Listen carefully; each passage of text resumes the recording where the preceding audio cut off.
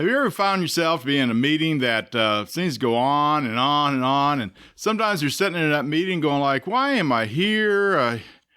Everything they're talking about I have nothing to do with. They're not even asking for my opinion.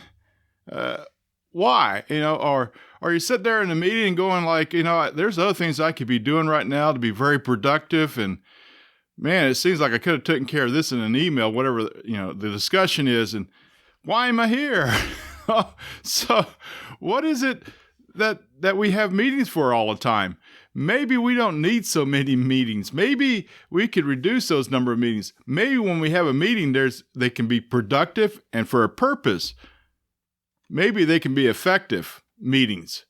And we're going to cover just that, effective meetings and how to hold them right now.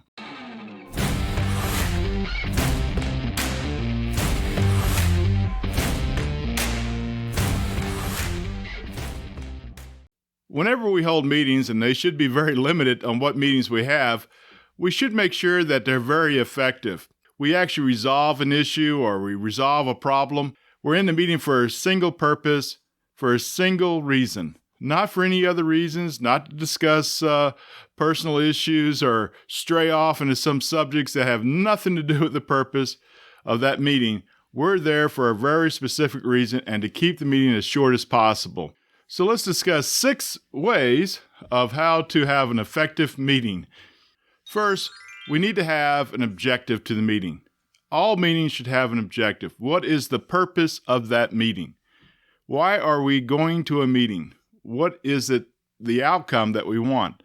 Let's say we're going to discuss the projects that we need to finish this week in the office. That's a very clear objective of what the meeting is about. So obviously when you go to the meeting, no matter who you are that's been invited to the meeting, you're going to be talking about the projects that your team is going to be working on this week and which ones that have to be finished this week. So it's a very constructive meeting already started out. Secondly, we want to have a clear plan of how the meeting is going to be held. We want to know where it's going to be at. We want to know when it's going to be held at and for how long. We want to know if it's going to be a type of meeting where we're going to do some brainstorming, like coming up with different ideas, or is it a type of meeting that's an open discussion? Is it going to be a meeting that has an outline to it that we get down to the end, we have a clear resolve that's going to be coming out of the meeting? The meeting needs to be clearly planned out before we even have the meeting. Then when the individuals come to the meeting, they have a clear agenda in front of them. They know exactly what's going to happen in the next few minutes, half an hour in that meeting. Also, while you're planning the meeting, you want to make sure that you figure out who actually needs to be in the meeting. You don't need everyone in the office to be in the meeting, then don't invite everybody.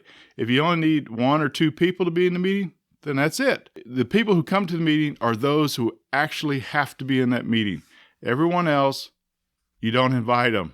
The third most effective key to an effective meeting is that you have everyone prepared before they ever come to the meeting.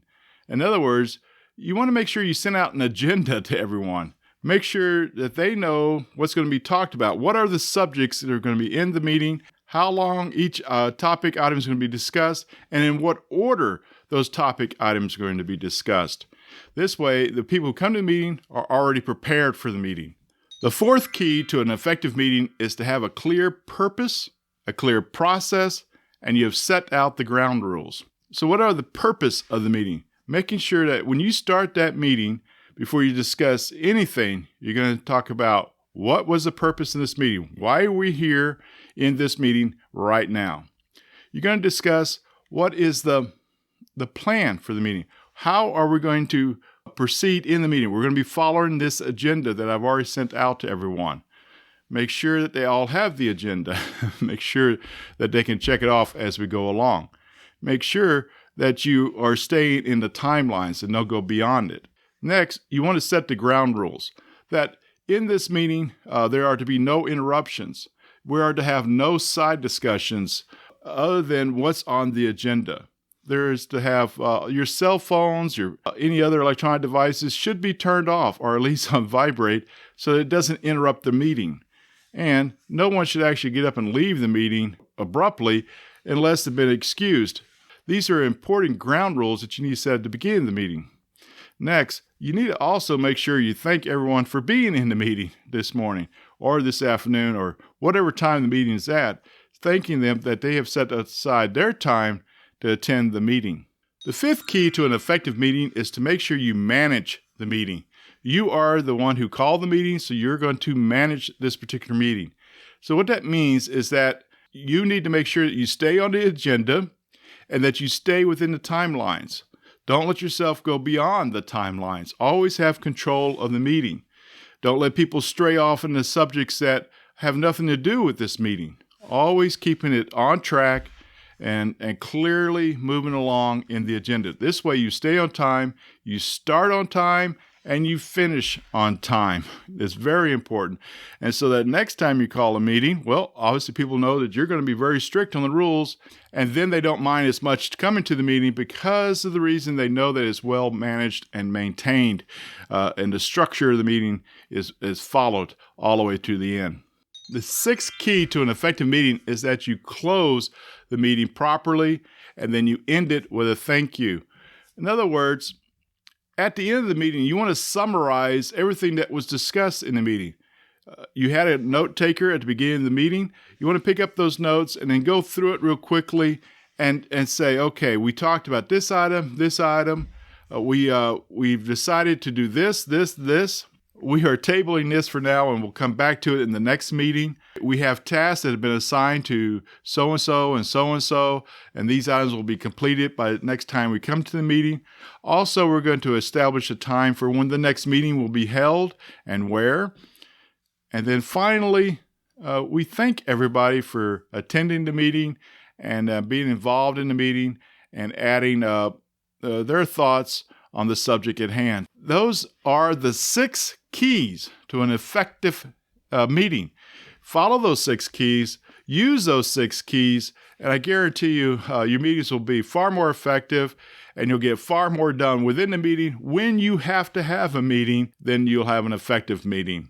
If you want to know more about project management and know more about what we have to say about project management and project engineering, then please go down below and subscribe to our channel, and also hit that notification bell, and you'll be notified every time we upload a new video. Also, over to the side is another video in project management that we have uploaded that we think you will want to see. So until the next time, keep on growing your engineering experiences and your project management experience and become a better you at what we do as engineers. See you on the next video.